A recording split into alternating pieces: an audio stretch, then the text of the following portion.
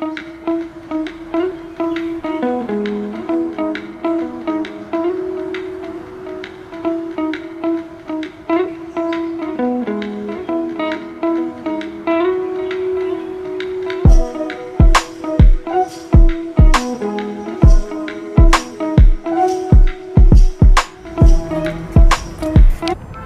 Guys, welcome to Priya garden hub. आज के video में आप इस खूबसूरत से फ्लावर के बारे में जानने वाले हैं और ये है नाइट ब्लूमिंग जैस्मिन।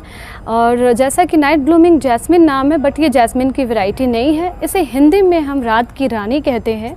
काफ़ी खूबसूरत और कॉमन प्लांट है, ये बहुत जगह देखा जा सकता है। और क्यों पॉपुलर है? बिकॉज ऑफ इसका जो खूबसूरती है, साथ में इसका फ्रेगरेंट है, बहुत ही प्यारा है, भीनी भीनी खुशबू वाला ये नाइट ब्लूमिंग जैस्मिन है। लुक वाइज देखिए, बिल्कुल इस तरीके से ये दिख रहे हैं। हल्का ग्रीन और सफ़ेद या येलोइश का कॉम्बिनेशन होता है और बंच में खिलते हैं। ये देखिए, इस तरीके से गुच्छे में इसकी फ्लावरिंग हो रही है। और सबसे ख़ास बात यह है कि ये रात में खिलते हैं, इसलिए इसे रात की रानी कहा जाता है। दिन में ये थोड़े धीरे धीरे इसकी जो पंखुड़ियाँ हैं फूलों की, वो सिकुड़ने लगती है और रात में दोबारा से ये पूरा खुल जाता है इसका फूल और ये पंखुड़ियाँ। और ये फूल ऐसा नहीं है कि एक बार खिलने के बाद नेक्स्ट डे ये मुरझाएगा। ये महीनों तक इसी तरीके से ये बंच बना रहता है और फ्लावर खिलते रहते हैं। जैसे जैसे धूप आएगी, ये इसकी पंखुड़ी जो है ये सिकुड़ जाएंगे और रात में शाम होते होते ये खिलना शुरू होंगे। अभी खुशबू बिल्कुल नहीं है, इसकी खुशबू रात में आती है और इतनी तेज़ खुशबू आती है कि इसके पास से गुजरने वाला हर आदमी एक बार रुक के ज़रूर देखता है, मंत्रमुग्ध हो जाता है। और पूरे ही आसपास के ये जो माहौल है और आसपास की जो स्पेस है उसको खुशबू से भर देता है। एक फूल खुशबू के लिए पर्याप्त है, लगेगा जैसे 8-10 फ्रेगरेंट जो है इत्र है चारों तरफ फेंका हुआ है, फैलाया हुआ है, उस तरीके की खुशबू आती है। बहुत तेज़ गंध होती है। इस वजह से इसके आसपास ढेर सारे जो होते हैं पॉलिनेटर, बटरफ्लाई, मेढक और भी इंसेक्ट इसकी खुशबू से अट्रैक्ट होके आते हैं। तो इंसानों के क्या कहने, तभी बहुत सारे र्यूमर है कि ये नहीं लगाना चाहिए गार्डन में, क्योंकि इस तरीके से खुशबू वाले तेज़ गंध वाले फूलों के पास स्नेक भी आते हैं। स्नेक ऐसा कुछ नहीं है, साफ़ सफाई रखेंगे तो स्नेक नहीं आएंगे। स्नेक इसलिए आते हैं कि यहाँ पे जो इंसेक्ट अट्रैक्ट होते हैं खुशबू से, उसको खाने के लिए आते हैं। तो ये सब हमें ध्यान रखना है, साफ़ सफाई रखेंगे तो कोई स्नेक नहीं आएगा। चलिए अब हम इसकी केयर की बात करें। जैसा कि अभी मिड अक्टूबर चल रहा है और ये फूल बहुत अच्छा खिल रहा है। अभी ये इस साल दूसरी बार खिल रहा है। स्प्रिंग में भी खिला था ये और अब ये अक्टूबर में भी खिल रहा है। तो अक्टूबर में बहुत सारे जो सर्दियाँ जैसे जैसे आना शुरू होती है, बहुत सारे खुशबूदार फूल आते हैं। उसकी वीडियो मैं अलग बनाऊँगी, खुशबूदार फूलों के नाम बताऊँगी। और ये नाइट ब्लूमिंग जैस्मिन आज टॉपिक है, जिसमें इसकी केयर, प्रोपगेशन, इसका फर्टिलाइज़र और इसको किस तरीके से हम आगे भी बचा के रखें, बूशी बना के रखें, ये सब बातें हम देखेंगे। तो सबसे पहले तो इसकी क्लीनिंग करना है दोस्तों। देखिए, जैसे कि ये देखिए, यहाँ पे छोटे छोटे खरपतवार हमें दिख रहे हैं, इसको हमें हटा देना है। डेली बेसिस पे ये हमें करना है और इसकी हमें डिगिंग भी करनी है। ये हम डिगिंग कर देंगे प्लांट के आसपास। जंगल बिल्कुल ना रखें, साफ़ सफाई मेंटेन रखें। और फूल पौधों का शौक़ हम सभी को होता है, लेकिन हमारे पास स्पेस नहीं होने के वजह से हम बहुत सारे अपने पॉपुलर और खूबसूरत प्लांट नहीं लगा पाते हैं। तो डोंट वरी, इसे हम पॉट में भी छत पे और अपने बालकनी में डेकोरेट कर सकते हैं। इनफैक्ट इनको तेज़ धूप की ज़रूरत होती है, तो 6 से 7 घंटे की एनफ धूप इनको मिले तो ये बहुत अच्छे से ग्रो करेंगे। इनको ध्यान रखें कि दिन भर की धूप भी मिल जाए तो कोई प्रॉब्लम नहीं है। तो धूप वाली जगह पे लगाएं ताकि ये बहुत अच्छे से ब्लूमिंग भी करेंगे और ग्रो भी करेंगे। तो इनकी लोकेशन हमने जान ली। सनलाइट इनकी जो चाहिए 6 से 7 घंटे की चाहिए। सन लविंग प्लांट है तो धूप वाली जगह पे रखेंगे। साथ में दोस्तों, अभी अक्टूबर के महीने में ये बहुत अच्छी ब्लूमिंग कर रहा है, बट फर्टिलाइज़र अभी हमें कौन सा देना है, इसको हम देंगे इस तरीके से। देखिए, ये हमारे पास काऊ डंग है या हम इसमें वर्मी कंपोस्ट, कोई भी अभी अक्टूबर के महीने में और सर्दियों में लिक्विड फर्टिलाइज़र देना है। लेकिन जैसा कि स्प्रिंग सीजन होता है उस टाइम इसमें हमें देना है दोस्तों, वर्मी कंपोस्ट है उसकी 1 मुट्ठी दे सकते हैं, NPK दे सकते हैं और ये एप्सम सॉल्ट है, ये भी हम दे सकते हैं। मिट्टी पे थोड़ा थोड़ा ऊपर से स्प्रिंकल कर दीजिए। NPK को भी मिट्टी में मिला सकते हैं, साथ ही इसको वाटर में भी डाइल्यूट करके दे सकते हैं।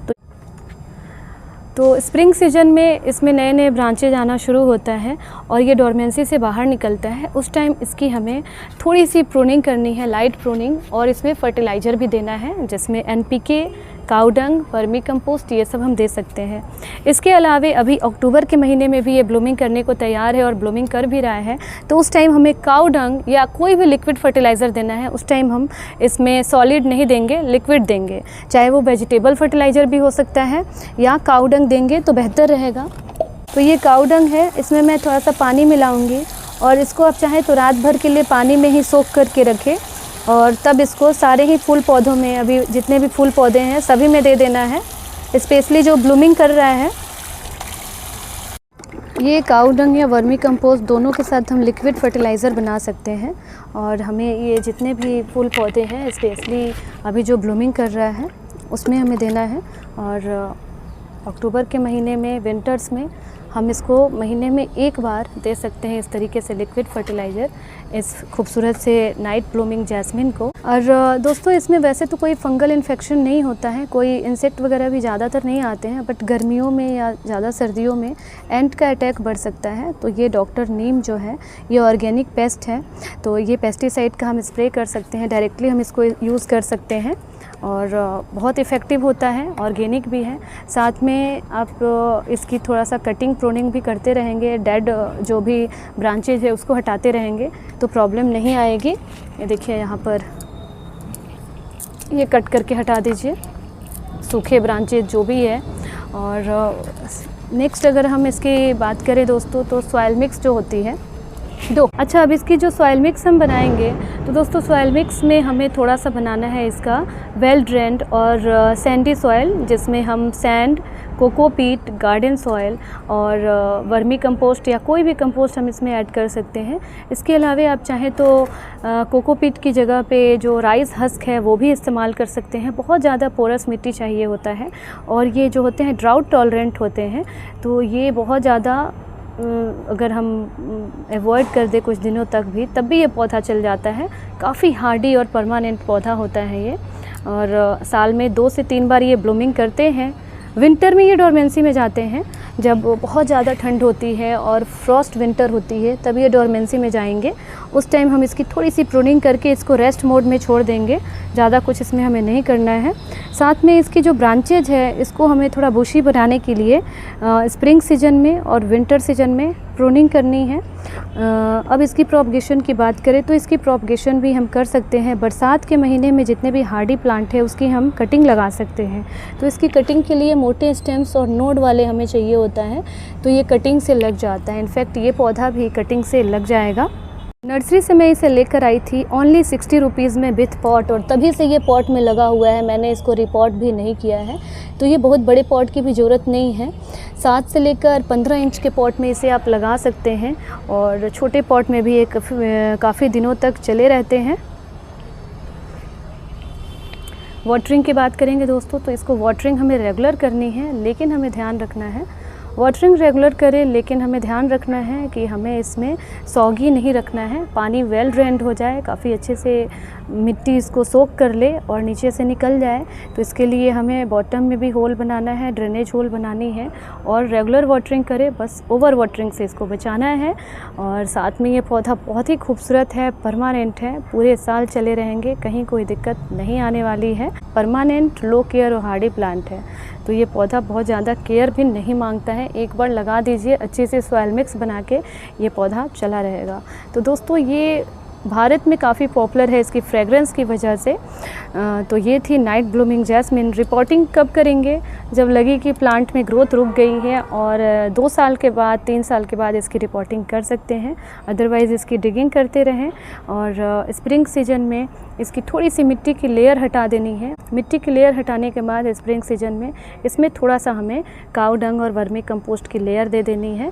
साथ में अभी मल्चिंग भी करेंगे विंटर्स में, थोड़े से कोकोपीट से हम मल्चिंग कर सकते हैं, राइस हस्क से मल्चिंग कर सकते हैं। तो ये थी आज की वीडियो। होपफुली आज की वीडियो आपको पसंद आई होगी। वीडियो अच्छी लगी हो तो वीडियो को लाइक और चैनल को भी सब्सक्राइब कीजिए। फिर मिलती हूँ नई गार्डनिंग वीडियो के साथ। तब तक के लिए stay happy, keep gardening and take care friends.